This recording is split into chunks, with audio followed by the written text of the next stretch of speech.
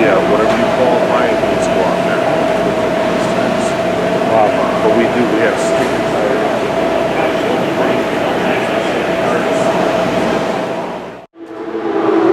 Now when they come to the fence, the cars have their own jacks.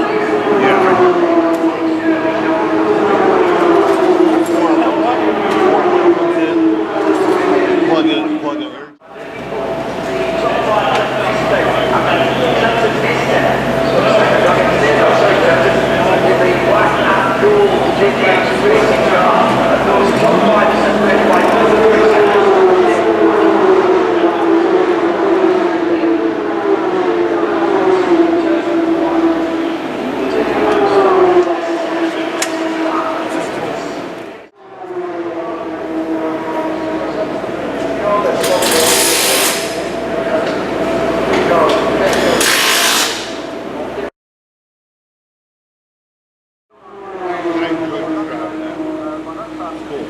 I bet. Get thumbs up right now.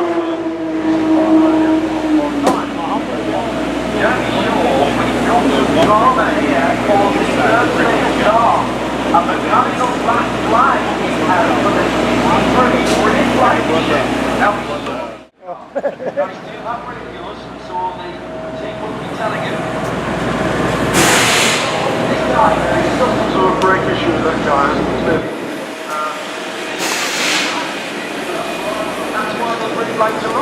Command center. They do all their strategy. They're doing the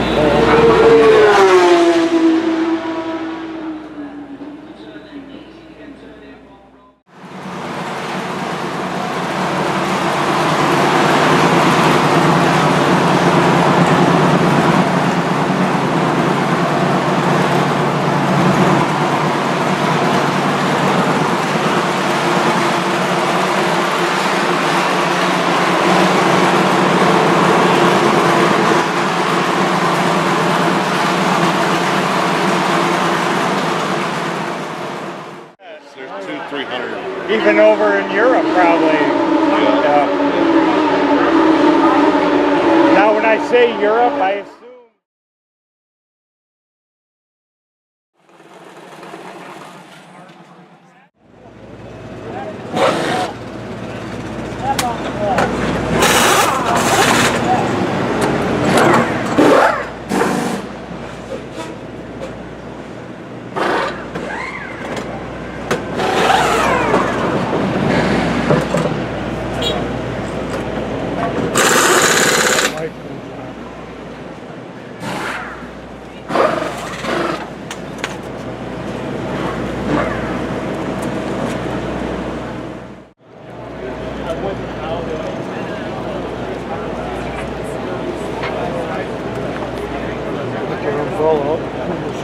Yeah.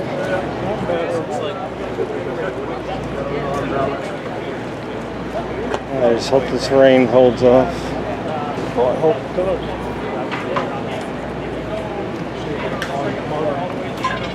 Yeah, I was going to ask you earlier. Well, it's a little cloudy, but it's nice. It's about 75 degrees. But how long have you been with it?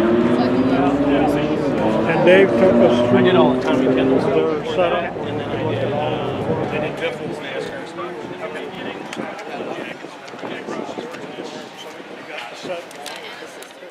Able to do all of this and enjoy what we have here today.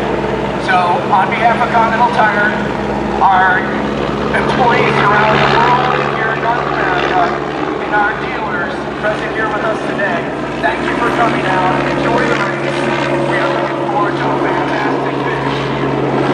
Thank you.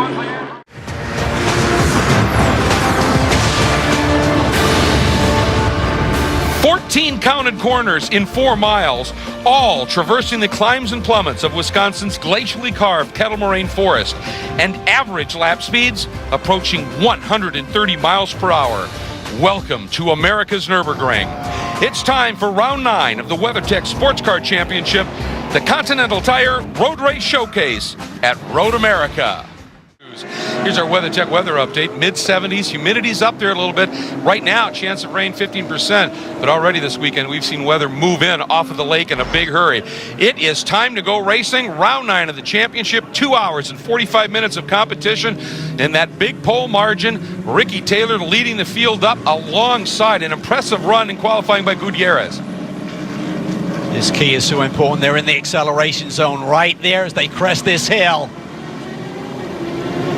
Ricky Taylor leaps from the pole position, a great start. Goosens has a good one there in the 4th position. And Scott Sharp able to get down and get a run, get by Gutierrez. I think he was a little tentative, but now from the outside, using the grip of that Ligier, swinging around the outside of the Nissan DPI, gets it back, Cal. Van Overbeck had a brilliant first corner there as well. Look at this, Eric Curran is now to the inside of Goosens. Not a great start for Goosens.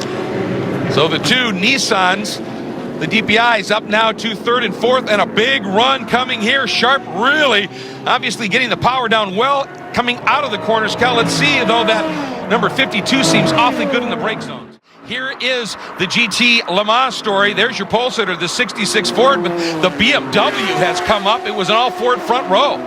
It was, and Alexander Sims, they've been on a roll this year, really putting the pressure on for the lead in GT Le Mans. Where is that second Ford? There he is, way back in the order. So Briscoe, it looks like, has had a bad first lap.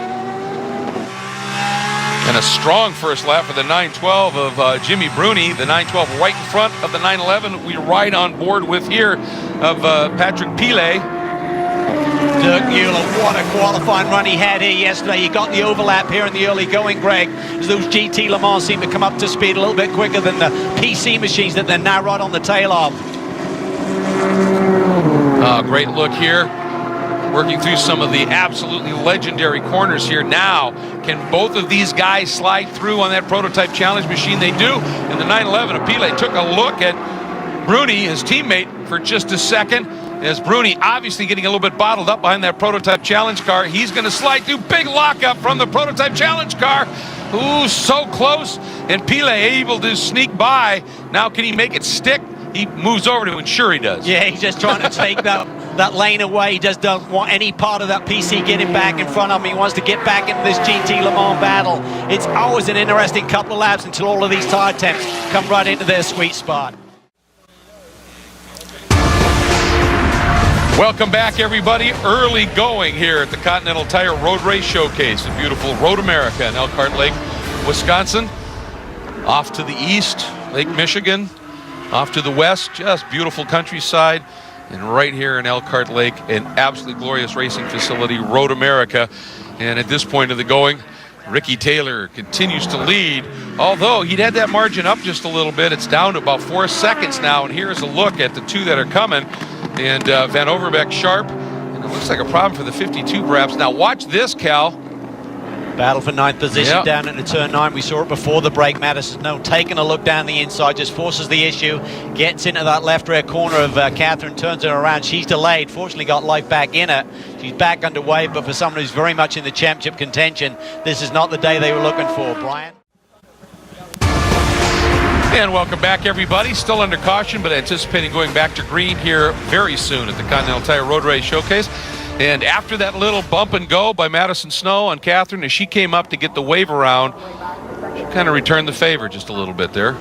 Yeah, but I get it. You're frustrated, but you got to be careful. I mean, these cars are so aero-sensitive, Greg. If you start bashing those front dive planes and splitters, it can then affect the car's performance to the finish. So I know in the heat of the battle, these things can happen, but you've just got to stay cool. Well, and I thought I saw a little something fly when she touched him, so we'll have to see how that plays out. Lights out on the Corvette safety car, so Ricky Taylor's going to be leading him back up. That big margin gone, and the longer we went in that session, the quicker the number 52 of Gutierrez seemed to be. So we'll see what can happen here. Somebody needs to stay with him on this restart, Cal. Well, Ricky Taylor said to Brian, you know, I need the lead down into turn 5. He's got it all to do again. He gets the leap off the apex there. That's where you're allowed to go on a restart. Boy, and he read that and timed it beautifully. Big torque there with that Cadillac motor climbing the hill. Ricky Taylor ticking all of the boxes this weekend. Superb qualifying run, great start, great restart. Gutierrez hanging on in front of the Nissan Onslaught of Van Overbeek and Sharp. Rest of the field coming through. There's your leader. Sims looking for a way by. He's probing. Oh, it's side-by-side Tomczyk. He's now on the back of this GT Le Mans battle. He's got through one of the Corvettes. Now looking for the next one.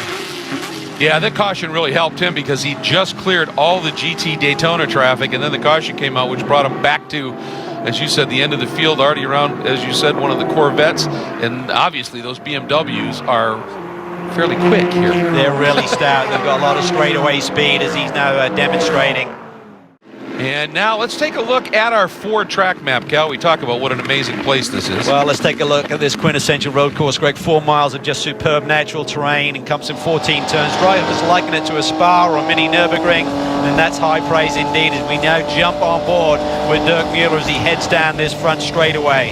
About 168 miles an hour there as he touches the brakes, flicks it down a gear. Third up to fourth, plummeting down the hill to turn 3. Really important corner. You got to get a good exit here. This car has been dialed in this weekend. You can use the TC traction control if you need it as you run a little bit wide there. He may need that further into the run as he gets a little bit of tire degradation. Up through the gears, fourth and a fifth. About 165 miles an hour as you come out of the trees and burst through down into the deep brake zone here. Really low speed, about 60 miles an hour as you can hear the turbo kicking in. This Ford EcoBoost up to 6. Second gear up to third, about 110 miles an hour. Approach, slight breather the throttle, use that curve. Major elevation change again down at turn 8, that brake zone where we saw the contact between Catherine Legg and Madison Snow. Then it really gets testy, the carousel winding up through here. Maintenance throttle, just trying to find the grip. And squeezing it on.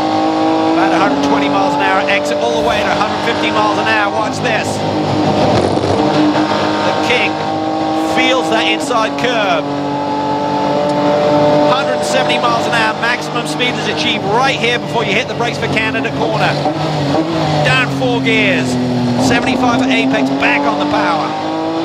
Climbing the hill once again. There used to be a bridge here, the Billy Mitchell Bridge is no more. Using all of the road, using the access road. Tricky brake zone, really bumpy there, right as you change pavement. And that completes a lap in just over 2 minutes in one of these GT Le Mans machines. Our leader, Dirk Mueller. That is just an unbelievable ride. And you know the thing of that all, I mean, I've driven this track a few times. The way that they've now aligned the exit curves at the exit of Canada Corner, when you say 75 miles an hour apex speed in a tight right-hander, that tells you what these cars are capable of. I'll tell you, we've had a big development here. The number 3 points leading GT Le Mans Corvette of Garcia has plummeted down the order, sits 32nd overall. Brian Till, what's the word? Well, the word is Jan Magnussen started that car, which means they have made a pit stop.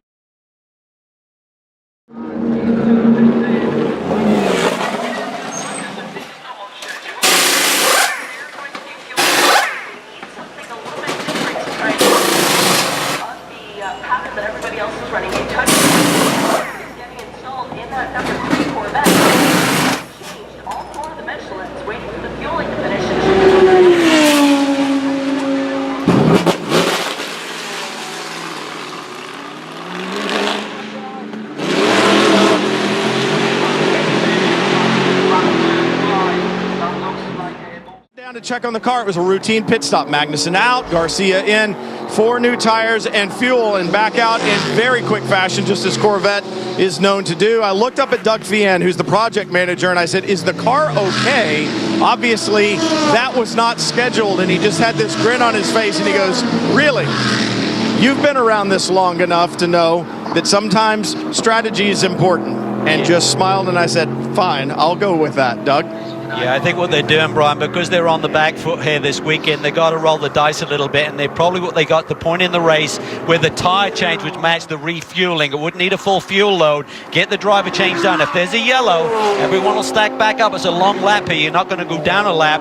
Then they can almost come in with everyone else, much shorter fuel fill, and they will leapfrog to the front. I love the call. It's strategy. They're playing the game, which they're so good at.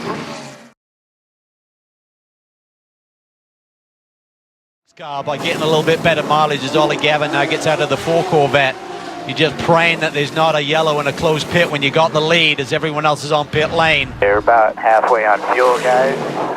This is a team that just came from nowhere last year, Brian. Fire it up.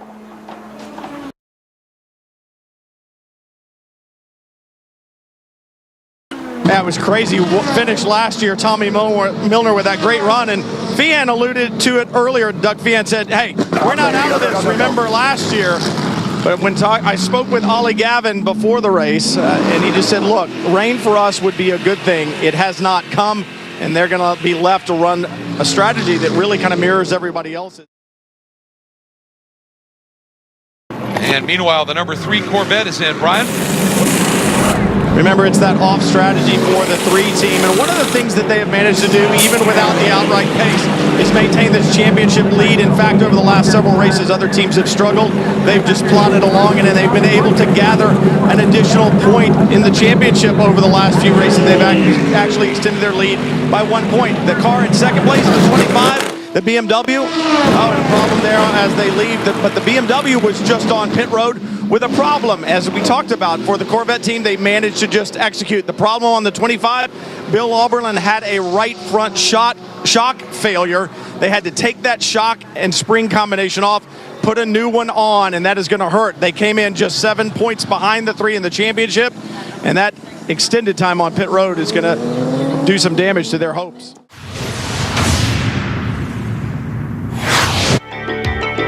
As you know, driving a sports car fast is one of the best experiences you can have, but sharing it with a friend, well, that makes it that much better. And of course, Tommy Milner, Corvette are always pushing the boundaries. Now, they're allowing the road driver to experience just what you do as a race driver. That's right. So this car has a PDR system, or performance data recorder. It allows the car to integrate video and data at the same time, so you can see after the fact, you can see your drives on the racetrack or on the street, where you went, and all the data that goes along with that. You can also, which is what we do with the Corvette racing team, you can pull up your data on a computer actually, and then compare laps that way. So really, it's the final frontier. No more secrets. You can show everyone just how good you are, or not. And as you hop on board here with Tommy, as he's sitting right now in the 6th spot in the GT Le Mans category, generally, Cal, and certainly last year, they're pretty good here. Yeah, I mean, what a remarkable final 6 minutes of that race. They're just sitting there trying to grab a bundle of points, and with 6 minutes to go, suddenly the seas parted. There was all sorts of commotion, and Tommy Milner took an unlikely victory, getting around Richard Westbrook in the final throws of the race. I mean, admittedly, Westy had a turbo. I think it was a line that had come a little bit adrift, and he'd lost a little bit of power at the end there, but really set them up for the charge to the championship. On down at Corvette Racing 3, the strategy seems to be playing in their favor, but a little hang up on the left front tire as the air hose hung on the splitter. Tires are on though, just waiting for fuel. It should take less, and the 3 beats the 4 out. Comes in right behind the 67. Wow. They needed a yellow, and they got it right before they were going to need a pit in about, maybe 15 minutes or so. So they had a bit of margin there, but that is exactly the break they were looking for to get them back up the order. 6th to 3rd. Yep. From the pit in to Took a pit long out. time to happen, but it happened. It did. Boy, and I'll tell you, they had to be, had those nails down to a nub, wondering if they were going to get the caution they needed. Stewie here comes into his plane. He had nobody ahead of him. He's got that nice clear windshield. Well, it's only that way when first, so they know they have it.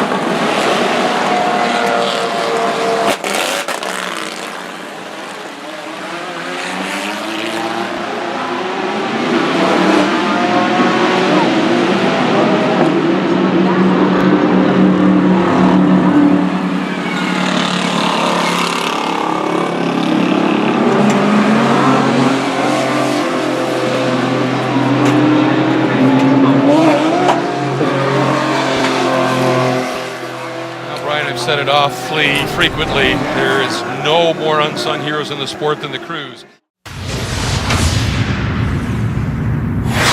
One of my favorite games growing up was tic-tac-toe. Now, here at Road America, using their 3 available Michelin dry tire options, race teams can actually play race tire tic-tac-toe. Now, of course, how they choose tire depends on individual car characteristics, race car setup, driver preferences, and of course, race strategy. Now, convention would say that you'd start off with 4 equal tires. The red ones are a warm weather tire option, but Road America all right-handers, so maybe what we want to do is actually put the mediums on the right-hand side of the car. Maybe get a little bit more grip, make the tires last a bit longer on the right. But you have that critical left-hander in turn 5. What maybe you want to do is put the cool on the right front. Can you imagine that? 3 different tire options on the same car. But something that we see a lot is when the teams actually run the mediums on the front and the hotter range tires on the rear. Once again, many different options. In fact, 39 of them based on 3 dry tire options from Michelin. If you get it right, you can be the winner. Yeah, unique to that category, and Cal, how you play that tire mix and match can oftentimes, as you said, determine if you win. Yeah, absolutely. And sometimes the teams will play that strategy after qualifying even. And you essentially got to keep 3 of the 4 qualifying tires on the car, but it doesn't tell you where you have to put them. You can switch them side to side, add a fresh one into the mix. So it's a great game to play. And certainly all of these teams are very much on top of that. A little bit of a grey area of the rules. Now he's on it. Nice job by Van Toor. They're managing that. Right at the bottom of the frame as they climb up the hill, as the green flag comes out, the 85 of Simpson still cleaning and scrubbing tires. Then there comes Taylor Durrani. Durrani got a good run. He's to the outside. Can he make it stick around Taylor? He does. Wow. Pippo Durrani, a power move there. That Nissan has shown a lot of pace here this weekend. This is the man who burst. Oh! That's the 911. That's Dirk Werner going for a ride there and at the brake zone of turn 1. We could, I get that move. I was going to say we could end up with another full course yellow right here. Sure, he's beached.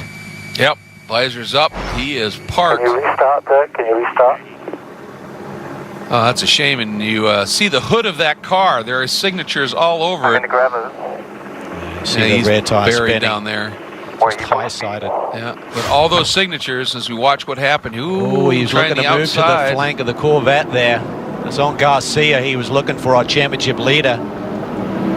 Maybe a high view will tell us a little bit more about it. Yeah, I mean, there was a lane there, and Garcia just inched over a little bit, enough to create the problem.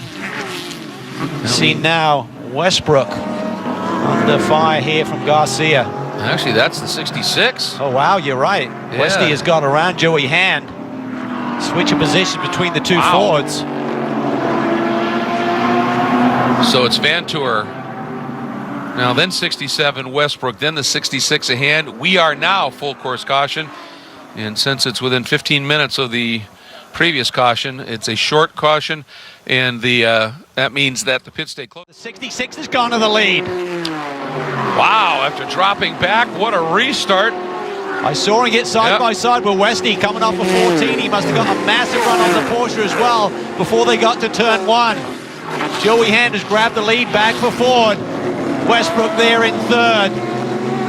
Got that lead turner BMW separating him from the Porsche. He's got to be careful here. Look at this. Look at the ground he's losing. Oh! What a move. A massive move there. And the number 3 Corvette now trying to get underneath that BMW as well. Does not want to lose touch with the Ford. Got to be careful. He's the championship leader. The Ford's got the 3's in. Garcia to pit lane.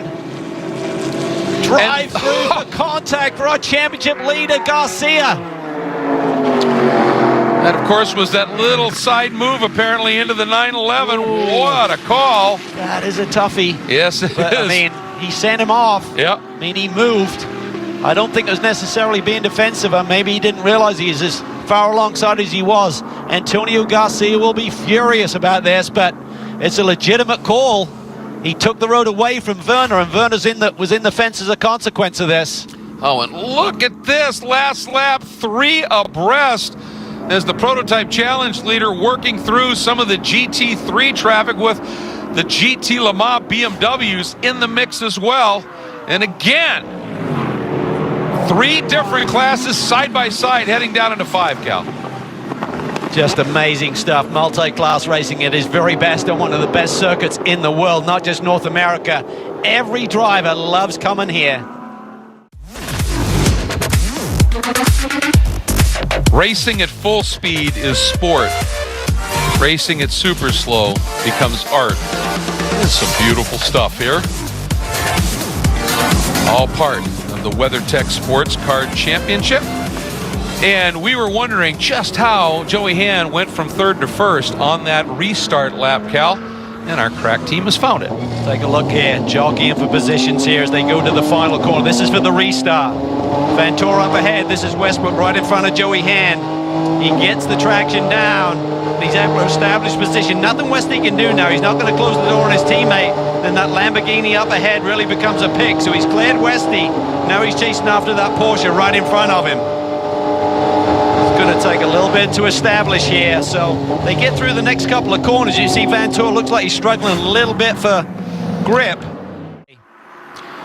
This is your GT Le Mans battle. 66 of Hand, the 912 of Vantor, and then a good one with the 67 Ford GT of Westbrook and Milner. But with that drive-through penalty for the number 3 Garcia, the points leader, a bit of trouble. Yeah, it's going to be a big point swing. It could be a 10-point swing if Joey Hand can hang on to the lead of this race to the checkered flag and the Corvette finishes where it's running right now. But you know, Laurens Vantor, he's going to be mad with himself for that little error just getting in too deep with the lap traffic into turn 5. He's going to want to try and remedy that situation and get the Porsche to the front. Send Yen Walter off with a victory. Absolutely. They'll just tell him the hood was from the other car. The other car, right. On the way up the hill, you see that prototype challenge car right now in the hands of Pato O'Ward. And when you see that car come by, if we stay with the shot, see that next prototype challenge car, the black bar 1 entry? That's the margin, 1st to 2nd. That's as close an attack as the 38 has been under this season. The end of the Moraine sweep into turn 5, your GT Le Mans battle for the lead.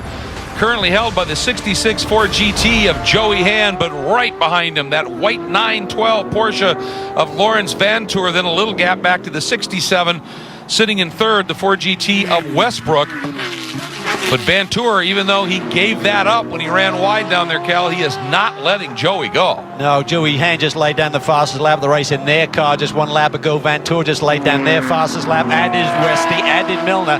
The guy who is on a charge is Alexander Sims in the number 25. Despite that pit stop, the shock absorber issue, running in the 5th position ahead of the championship leader Garcia. He just laid down a 202.7 compared to everyone else running in the low 3s. That BMW has some pace. He is a man on a mission right now, sitting back in the 5th position.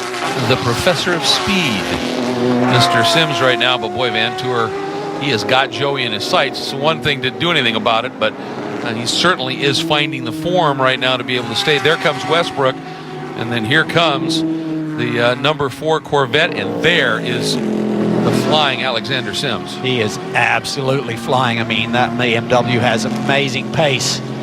So impressive to be coming to these circuits for the very first time against some of the best GT drivers in the business and laying down fast laps. And they came in 7 points adrift of the number 3 Corvette, which they are in front of, so they can close that margin up.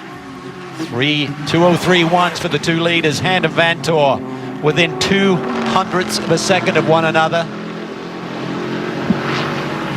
Everyone digging deep, finding pace. Michelin's late in the going here, still got tremendous grip. And the 66 of Hand and Mueller came in 8 points out of second, so this is really going to compact this championship a little bit as it sits right now, particularly if the 25 of Sims can figure out a way around Tommy Milner.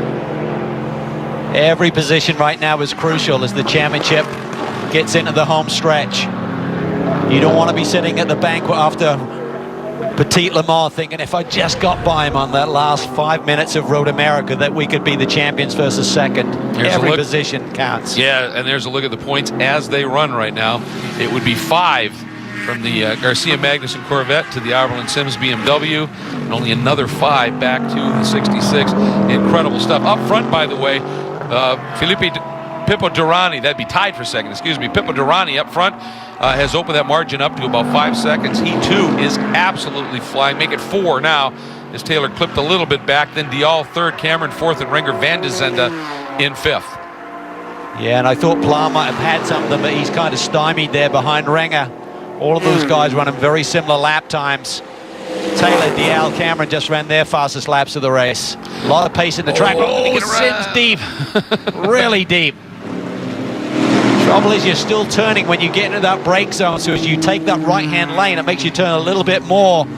That makes it really tricky when you're trying to do a late braking maneuver there, unless you're completely alongside the guy and just kind of hold him out there. But when you're still trying to make up ground, very, very difficult. Yeah, and Milner did not take that bait at all. If that's what he was trying to sell him, a little dummy there, he just said, no, you're not there. Here we go, onto the front straight. The Nissan DPI in the hands of Pippo Durrani. Should be seeing the white flag fly one more lap of this glorious circuit at Road America. And there it is. Here we go. Oh, DL not quite close enough to Taylor. It's all a matter of can Taylor, no, he's not going to get through on the 50 down into 1, so that'll give DL more opportunity. Meanwhile, the 66 a hand. That margin at the start-finish line last time, Cal, was 8 tenths. Yeah. Ventura's closed in. He built up to just over a second, but that was as far as it went. It keeps getting clipped away. Joey Hand needs clean, clear laps here to try and get their first win of the year. After having such a quick car last year, all went away early this year. They need to do 1 lap plus a couple of corners.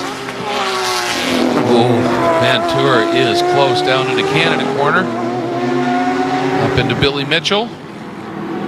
See Westbrook in the background, just outside of being really in this battle.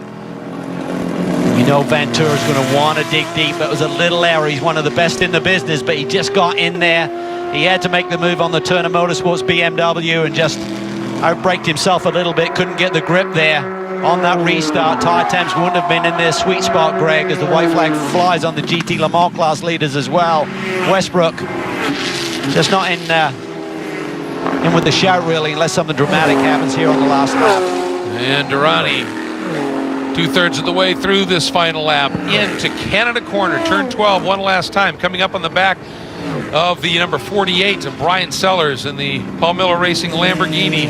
Pippo through Billy Mitchell. And smart move, just drifted back a little bit. Now we'll get the run and contact. Sims and Milner in turn 3. Oh boy, what a difference a year makes. Wow. He's gathering it up, but meanwhile, Durrani, Nissan, DPI gets their first win of the year. A remarkable story after making a big change in their electronics on the car, and it comes good. Jordan Taylor clinches second spot and increases the championship lead as DL is in third. Here's the brake zone for turn 3. It's a late move there by Alex Sims. Gets it down to the inside. Oh, hardcore racing there in the final couple of laps. You got to go for it, but will that draw a penalty for one of the guys who's very much in championship contention? Yeah, and that's under review. Meanwhile, is it finally going to happen? Not only bookending a perfect season with another win, but doing it at home for James French out of Sheboygan, and at the same time clinching a championship in front of friends and family. It has happened. A perfect season to date, a championship clinch, his first pro win at Road America. What an incredible story for James French. Now, here is that battle, Cal, in GT Le Mans. Ooh, Vantour, he can taste it, but I don't think he's got enough. Joey Hand is just going to hang on here. Vantour's digging deep. And the Ford GT up the front stretch. Win number 2 on the season for the 66 Ford GT. Joey Hand, what a run from pole.